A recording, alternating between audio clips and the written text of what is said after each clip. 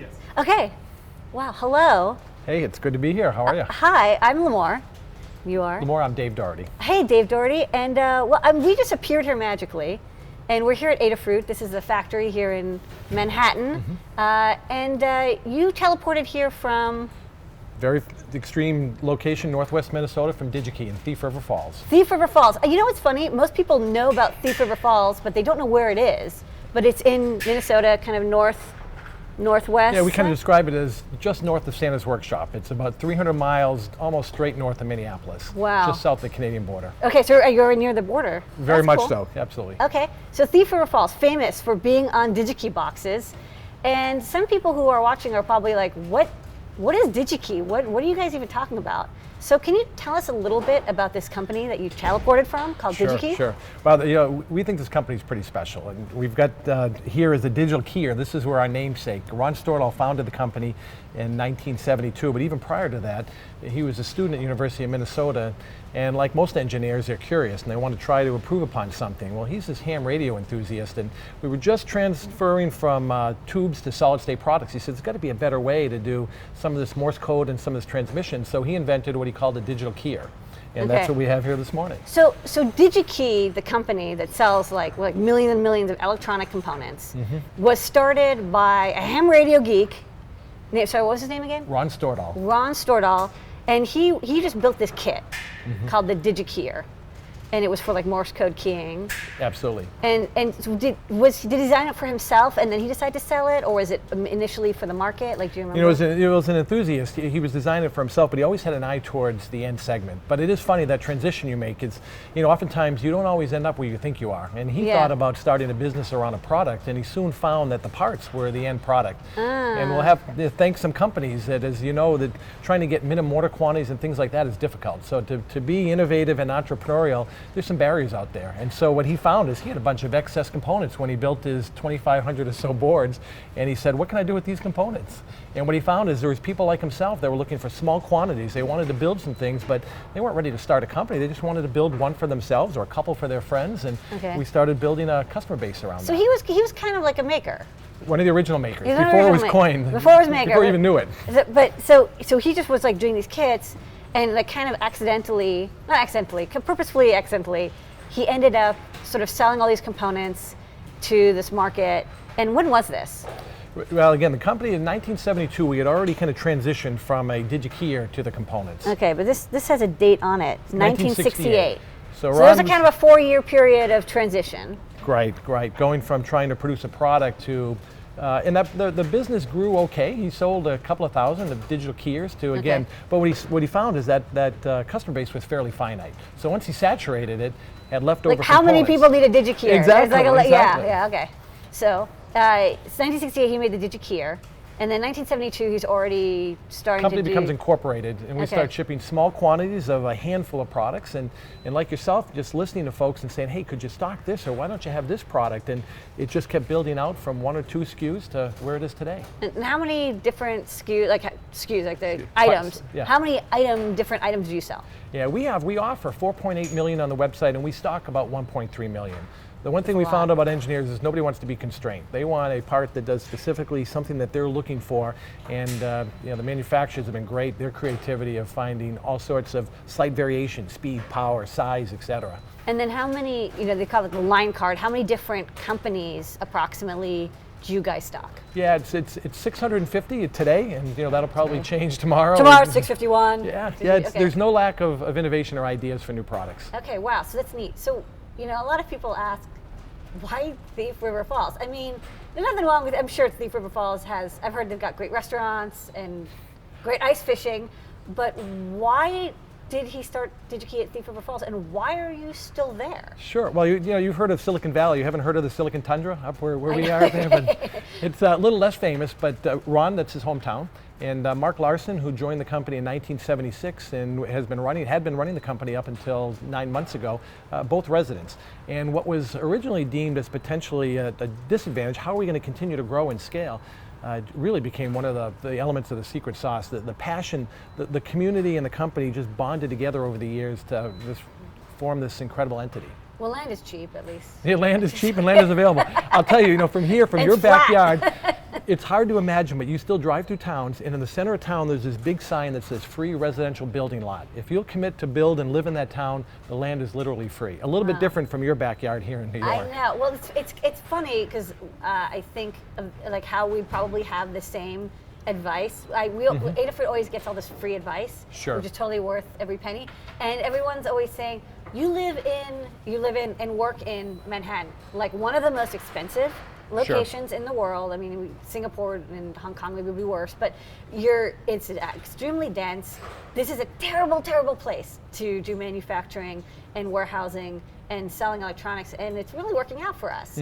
So it's one of those tricks where you use these disadvantages to your advantage.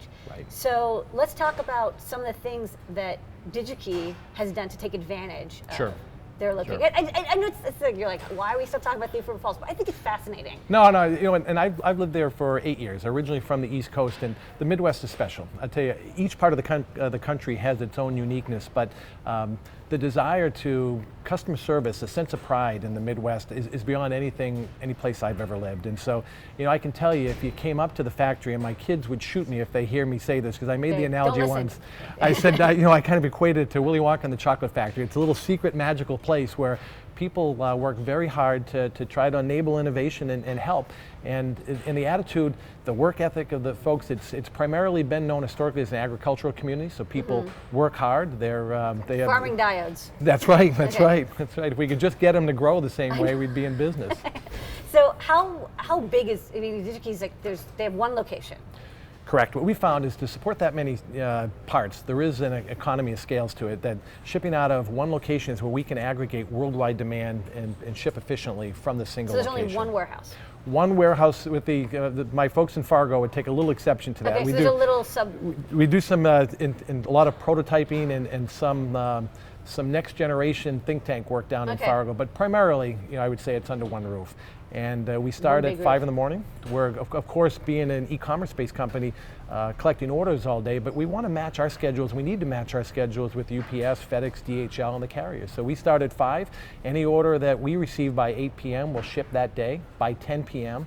And it's amazing. As you mentioned, Thief River Falls, not necessarily one of the biggest cities, but Memphis, for Louisville and Memphis, FedEx and UPS, they ship right from Thief River Falls to their hubs at the end of the evening. So do you guys have how many packages do you ship a day? Packages, most days between 16,000 and 18,000 packages. 16,000 to 18,000, so a little bit under 20,000. Maybe some days you'd hit 20,000. Sure, yep. Wow, yep. That's incredible. And so you ship, a lot of them I'm assuming are going UPS or FedEx or DHL, not many getting picked up locally. Yeah, you guys have a local pickup. I mean, but the one like engineer who lives in Thief River Falls. Oh, it's got it made. Who doesn't work at Digi-Key. There's like one person. Right. It's like somehow it isn't. How do you do the logistics with UPS? I mean, I'm assuming you have deals with UPS and FedEx and DHL because you talk to them so much. Sure. How do they have like an airport just for you? Do they have like a train? Like how does it work? You know what? It really started just like what you have here. You're in a fast-growing environment and you learn to adapt, and you reach out to partners. So we reached out to these folks and said, you have to help us. We've got more and more boxes at the end of our line. How do we efficiently? Customers want to get them next day, or they want to get them second day ground. And so they taught us, we taught each other. They said, hey, if you could do some of the pre-sort here, if you can segment the stuff that's going to Europe, going to Asia, right on your line by 10 p.m., we can put it right into a cargo shell that we'll just truck out of here and put right on the plane. Oh, so we palletize, and that was like a huge deal. It's like we finally got to the point where they're like, okay, can you palletize them? Sure. So that you scan and palletize. So we're doing it as like a little mini step, but you guys actually split it into maybe like by zip code or by postal code or by state or by zone. Absolutely. So they already, when they pick it up, they pick up this cargo thing and it goes into the plane. It slides right into the plane, right? Wow. Yeah. So that's how you do it. Yep. That's the secret sauce. Okay. That's amazing. Okay, but before that, before you get into this cargo shell, which is now I realize, like, of course that makes tons of sense. You get orders, and probably most orders are of incredible complexity. Some are going to order 50,000 of a component, sure, and some are going to be ordering 3. Absolutely. And you handle all of that from I'm sure there's some orders that come in that are like almost $1 million. Right. And there's some orders that come in and they're like $3. Which is the majority. If you looked at our distribution, there's an awful lot of small orders. But there's 2 elements. You talked about the quantity of a particular part and also the number of parts in an order. There's one a situation where someone's looking for a single part that's causing them angst, they have a shortage, and they need that immediately. There's others that are trying to build something new, and there's 400 parts on the bill of material, and they want it all to ship together same day. So the complexity is there for us, and that's what we were designed to support, is to take a look in this playground of components. What do you need, when do you need it, and how can we deliver and get it to you? So it's like the Library of Congress. The order comes into our system, it gets dispersed around a building that's 1 million square feet. The parts get picked and they get aggregated back together at a pack station, and they go down to the shipping. Wow, it is amazing sometimes that, you could order almost anything, and like you said, you had 1.3 million different components. I mean, I can't even imagine like locating all of these parts and knowing how to stock it. I mean, there must be a lot of data science going on behind the scenes You bet. to understand. Do you have how many statisticians work at Digi-Key? Well, between the statisticians, the industrial engineers, what you design, and it's the incredible things that you do, and a miniaturization at a micro level, at a component or at a board level, we're just trying to bring it to scale at a manufacturing site level. So, we're using logic controllers, but it's not routing traces on a board. It's routing conveyor systems that are miles and miles long to get product from one place to the other. This is totally such like a computer science PhD like dream. It's like, how do you optimize the location? Because there's some parts that might be ordered together a lot. So even though they're different parts, you want them to be next to each other. So I don't know. You know what? You've already you've hit a lot of the secrets. There is this I should go massive work for conveyor, Digi-Key, and you're welcome to. We're hiring every day. Okay. But looks like you may have your hands full here too. No, I'm though. really busy. Okay, so you have 1.3 million. I can't even we have 3,000 already. I'm starting to forget what we stock. Sure. One time I've actually purchased to stock an item that we already had. Like that's happened to me once. So I'm getting to the limit of keeping track of 3,000 different items. And historically, there used to be a Digi-Key catalog. There used to be like a catalog that was a paper book. Kids, like you're going to look back at this like from 5 years ago and be like, what do you mean there was dead trees involved? There was a catalog and it would have all of the components in it. Right. And there was also what I used to call like the ladies' purse edition. And you made a thinner version which had like the 90%, the 80%. Right, the high runners. Runners. Right. And then there was no catalog. That was like what, 5 years ago, 4 years ago? Yeah, 2011. Okay. And that was viewed as a traumatic decision that we looked at. But at the end of the day, it was really the technology was moving too quickly. No matter how frequently we printed a catalog, it was obsolete the day it left our shelf. Because and is it like an exponential thing? Like you were noticing year over year, the number of components was just like, it was a percentage growth. So it's like the first year, it's like, oh, we had 10 new parts. But by the end of 2011, you're like, every day we're adding 100 or 1,000 new components? Let me give you an idea of that scale. In 2012, the company's 40 years old. We had a little over 600,000 parts on the shelf. And now you fast forward 4 years later, we had another 600 unique thousand. So we doubled the SKU count in 4 years what we had in the first 40. Okay, and so it's totally exponential. You get it completely. This catalog would have been like this thick. Yeah. Okay, that's not practical. But we were, talk about Moore's law with semiconductors. We were facing the law of binding that many components into one magazine or one catalog. The other problem is the amount of information you can convey, the richness of the information. There's some things very visual about a catalog for connectors, et cetera, that's very powerful. But for semiconductor devices, people want to know different attributes, application notes, how to design it in a circuit, and you just can't convey the power of that much information in a catalog like you can do on the web. Yeah, because on the paper catalog, I think it was always organized by like chip companies. So it was like all the microchip chips, all the Atmel chips, all the ST chips. But these days, the way engineers work is they're like, well, I just want a Cortex M3 that has at least this much flash, at least this much RAM, at least this many pins, and like a USB host capability. I don't care who it comes from. Right. I don't care who it comes from. I just care that I can get those specs, and that's something you couldn't do with a paper catalog. You bet. So, how many years did it take to decide to end the catalog? It's maybe not as long as we would have thought. We started getting pressure. Of course, there's a green movement, and people are saying, you kidded earlier, but there was an awful lot of consumption of paper that goes into these catalogs. And then some countries, the receiving docks would get a pallet full of these and say, you're killing us. The cost of just processing in country for some of these folks. And so we got pushed from many different avenues, but I'll tell you, we've never looked back. Once we've gone to the web, the web in some ways is just a supercharged catalog. It allows you to reach a larger audience quickly with more timely information. And we're updating content on the catalog literally every minute of the day. So you're like, no regrets on the catalog ending? None whatsoever. It was great. It's the time that had to come. And the people who worked on the catalog now can focus on... Oh, absolutely, the content on the web. I mean, it's interesting to see the evolution of the Digi-Key website. Like, I remember when component photos were added. Sure. That was just like amazing. Okay, that was amazing. And then the data sheet links, and then the data sheet links were added like on the line. Also, just mind blowing. Like lives change. Like lives changed because it used to be like you'd look at the component in the catalog, and then you have to look up the data sheet, and it got very complicated. And Right. people used to have data books, and we don't do that anymore. Absolutely. I started my career, and the biggest value prop was TI's coming out with their new data book. When can you get me one? Well, data book, yeah. So and they look awesome. Yeah. Data books look great. I mean, I wish I had a data book collection, but on the other hand, I don't really want to store and move it.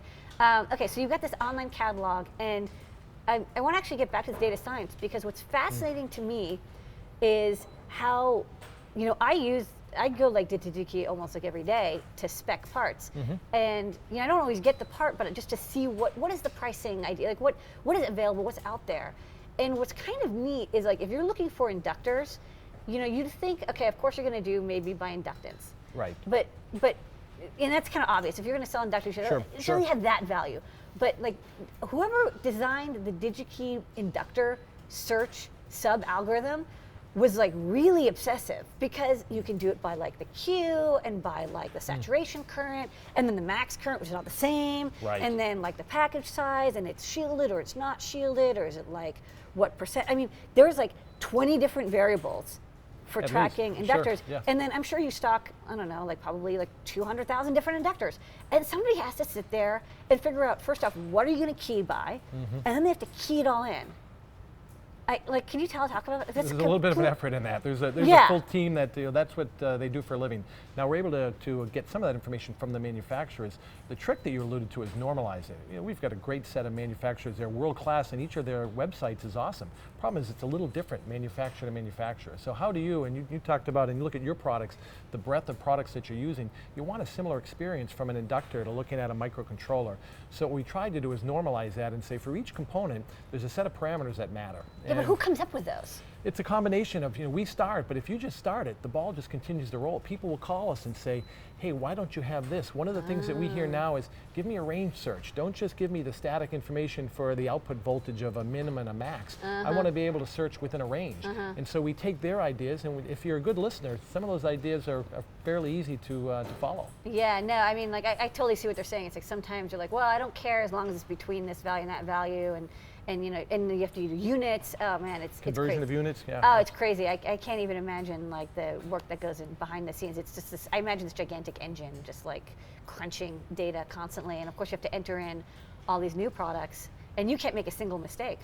That's right. That's Like right. you guys are on. You're on like not on the hook, but it's like the expectation is perfection. There's a level of trust in that we've come to, you really feel a sense of duty and responsibility to the engineers. And it's not that mistakes don't happen, but again, the good news is when you have a large customer base looking at those sites, they're very quick to tell us that, hey, there was an error here. You may want to check the test condition under which this parameter was generated. We do that right away. That's And nice. so so there's a lot more folks than just the folks at Digi-Key. We appreciate our customers being such a big part of the process. And I think what's interesting about Digi-Key coming as an engineer is it's very engineer focused. Like it's really clear. I mean, just like saying these parameters. Right. Sorry to any marketing people watching. Like no marketer would have come up with these parameters, right? It's not. This is definitely engineers were involved. Absolutely, absolutely. Like you can feel their fingerprints. And the number of folks in our company that have a technical background is large and growing just for that reason. You can't take somebody off the street that was marketing home goods and then all of a sudden come in, because it's a different set of careabouts. And what do you have any? I mean, do you have any experience in engineering? Are you a? I have a degree in engineering. Is it so? Okay. But I'm humbled to say, in talking to yourself and even the engineers in our own building. So. From the Massachusetts area, I'm a double E, started out at Digital Equipment Corporation. I show my age when I say DEC, and most of the audience looks around like, I've never heard of that company. At least it's not Thinking Machines. Okay, so you, where did you go to school? At Worcester Polytech. Oh, that's great. Okay, and that's cool, WPI. And you studied electrical engineering. Yes. And then this must be, so you must be like over like the top. Like, you must be so excited. Kid in my own candy shop. You are like, this is a dream come true. Absolutely. Do you still have any time whatsoever to play around with electronics? Well, I'll tell you, this isn't comment's not self-serving. Is I haven't made the time, and with the Circuit Playground and some of the products that I've been exposed to since getting to your company, I'm going to get back into it because I felt like, my role was to make sure that we were an enabler of others. But you get a little jealous and a little envious to see the innovation. I don't that's have as going much on. time as I wish. I was like, oh man, there's so much cool stuff happening, and a lot of this is coming about because of the maker movement. Yeah. And so, when did Digi-Key kind of realize there's this thing called the maker movement? Sure. I think in America we like to put labels on things, and this maker. You go back to Ron Stordahl in '68, and you said it earlier. He's a maker. But what happened, I think, in American society is when electronics first came into prominence in the early '70s. People were curious, they were interested, and something happened. We went dormant for a while. And I look at what you're doing with First Robotics, Vex Robotics, there was a resurgence in I mean, used to be STEM. you can make like a home stereo or like a hi-fi stereo.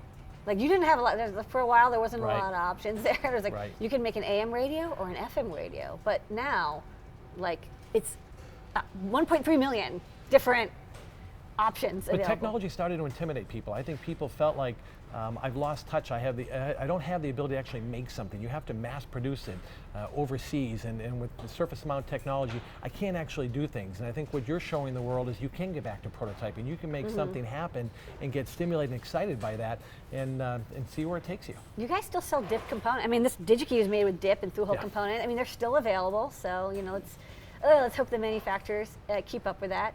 So yeah, this maker movement's kind of interesting. And do you see a lot of makers coming to Digi-Key? Is this like something that you guys are interested in kind of being part of this community? Very much so. It was our roots, and we're very excited to support people in all different avenues of production. But it starts with makers. Whether you're a degree or an engineer that's doing it full time for a living, working for a large company, or whether you're doing it as a hobby, is really many of the same elements. Is you're looking for choice, selection. You have creativity, you have ideas, and you're looking for someone that can help facilitate you and enable that process. And sometimes you just get inspired just by looking through the catalog and like, I didn't know that there was a chip that did this. That's cool. Okay, I have an idea now for a project, and we're seeing a lot of crowdfunding and like pro maker stuff. So what's interesting to me is not only are we seeing more people kind of doing this as hobby for fun and First Robotics and just building electronics and wearable, but a lot of these people are like with this Digi-Key, they're kind of transitioning from just doing maker stuff for fun as a hobby to doing it professionally. Absolutely. Well, and you hit one of the keys is you don't have to have scale anymore to get started. You look at 3D printers, they're allowing just a whole new explosion of innovation to happen right in your own home or in your own lab. And you take that into the funding. Funding was another major roadblock for companies to get started. And all of those have just been blown away with the web. And so we're excited. We think that there is a process now that almost anybody can get their arms around and can let their creativity go from start to finish. And Digi-Key is kind of, it's interesting. You guys are positioned really well because you can start your prototype with Digi-Key, buy 3 chips, through-hole parts, some strip board, solder together, and even get like a multimeter to do testing, and then all the way up to the production stage. Absolutely. I mean, you guys, you do small orders, but you're also very good at the large scale no doubt. supply. If you think about it, to support the small orders, you have to have inventory. And there's so many companies nowadays where inventory has become kind of a negative word. It's Wall Street doesn't like things like holding lean, stock. lean, exactly. And so this rich inventory position has enabled not only the creativity at the front end, but the production, especially the unforecasted production. There's one thing about customers that's universal is their ability to forecast isn't great. And so God forbid you have more demand than you anticipated. Where am I going to get product in a quick turn environment? And with electronics, it's not, electronics is, it's true with all engineering, but if you don't have that one component, shuts down the whole board. Everything stops. Like if you spec'd this particular microcontroller, and that microcontroller is 8 to 12 weeks out, which is pretty common, you're delayed 8 to 12 weeks. You cannot. There's no drop-in replace. Sometimes if it's capacitor or resistor, but those are usually not the ones that are out of stock. Usually it's the interesting parts that are out of stock, and that's where Digi-Key, that's where your strength is. Well, manufacturer lead time is often 10 to 16 weeks, and people just can't wait for that. You need a buffer, somebody in the middle that has that inventory. Dude, I remember like 5 years ago, TI had like 20-week lead time on logic chips. Just after 2010. Yeah, it was like, I want like a NAND gate. They're like 16 weeks. I'm like, no, a NAND gate. They're like 16 weeks. What? It was Well, crazy. there's always disruption somewhere on the planet. Tantalum becomes hard to get, and a tantalum capacitor becomes in high demand. There's a volcano erupts in one part of the world, and it disrupts the supply chain. So it happens way more frequently than we'd like to see. Yeah, I remember like hearing that there was like a disagreement between China and Japan about an island, and it affected like negative TFT display glass. Like, okay, but because it came from Japan, it had to go to China, and there was, I mean, the world is so dynamic. It's good to be able to depend on Digi-Key. So talking about this maker to market, which is something that we've spoken about. This is something that Digi-Key is starting to become very interested in. Can you talk about why and what you're doing and what's your plan? Yeah, we think there's a lot of commonality, but there's some distinct differences. Digi-Key, as you've alluded to, has been known for finding components and building board level devices. And what we see in the maker is people want higher level of integration. They want to get there fast. They have an idea and a concept, and there's oftentimes they want to build around a board or a platform. And so we've kind of tailored this maker site to be more integrated type offerings, and then we'll still point people back if the need arises to get back to a discrete component level design. There's the digikey.com that you've known and loved. But this maker.io site is really geared at the folks that have taken a little different perspective. So the maker.io is like, you go there and you're like, okay, I want to make a wearable device, I want to make like a wearable device for my dog that has Bluetooth and Wi-Fi and motion sensing. And so you'll, instead of doing low level design integration, which takes 6 to 8 months, right. you glue together high level components and you get your prototype going. And then Maker.io takes you through the process of paring that down? It takes you through the process of identifying the product, but that's only one piece of it. As you've alluded to, the funding, the marketing, some of the certifications that are a requirement. Now, we don't do that all, but we try to aggregate and make that life simpler so that path becomes easier to navigate for the maker. Interesting. And are you, what sparked this idea? Like, what was the thing that you saw that you're like, we have to do this? What was the seed of? Yeah, it's many of our suppliers have created dev boards, starter kits, et cetera, and we saw them exploding off the shelf, and so we said, hey, if there's a market for that, Arduino, other types of products, we said, it looks like there's more, and it really comes down to listening to the customers. We didn't create the movement, but we're trying to serve the movement and putting the tools in place to be able to do that well. That's kind of neat. Okay, and you guys will be showing off at like maker fairs and events and trying to get makers to come on and learn. I mean, it's just educational. Share their experiences, absolutely. Yeah. The travesty in life is when someone has an idea and they just don't know where to go next. So if we can play some small role in initiating that, we get excited about it. That's cool. It's like buy a maker for the next generation of makers. Right. Oh, that's also right. cool. All right. And so what we're going to do is we're going to together. I say we, but it's really like a corporate agreement. Partnership. We're going to do a whole bunch of videos together about this prototyping to production, this maker to market, using Circuit Playground, which is a new circuit board that I designed in my spare time as a maker, and taking it to production. So it's a little microcosm. It's a little like a petri dish of engineering. Now, this isn't a gigantic car and isn't a spaceship. Sure. But it does all the elements. There's like 10 elements of how to take something from a concept to design to marketing to prototyping to first run to funding to documentation all the way into shipping and then post-shipping support, which is really important. I'm sure I forgot like 3 steps in there, but it's 10 steps. Right. The decalogue of production, and we're going to do that together, and hopefully you'll come back and we'll do more videos as we go through each one of these steps. Be happy to do it. It's, Okay. I think we have a common goal out there, and that's to unleash the power and creativity in this movement of engineers, of people being more interested in studying science, technology, math, engineering, and just give them a path to be able to make that come to reality. Yeah, I mean, you have young kids in your life, and I'm sure you want to get them to follow in your footsteps and work at Digi-Key as an engineer. Well, even maybe more so is to be like some of our customers and create something meaningful that's going to change the world. Okay, well, that's awesome. Well, I'm excited to start this journey together. We all came from this Digi-Keyer in the beginning. I just got my ham license, so I'm going to look up the schematic for this, and maybe I'll build one, and I'll practice my my continuous wave. But this is kind of neat, and you guys built this as well. It's got little Digi-Key logos, so you can see how the Digi-Key logo has evolved. I love how it's the same. Like, you haven't changed to like Electronic Corp or something. The roots of the company carry on. Absolutely. Okay, well, awesome. Well, this is a great start to a journey. We're excited. And I'm so excited. And I'm going to have to visit the factory in Thief River Falls. Preferably from your perspective in the summertime. Yeah, so yeah, I mean, we're thinking about the ice fishing, but I've heard it's also really lovely in the summer. And I really want to see how these orders get processed, because it's a little scary. Like Digi-Key, I remember that, I used to order in like high school from Digi-Key to get electronic parts, and I would call on the phone because that's how you did it. You call You bet. 1-800 Digi-Key, and there was always a really nice person on the other end.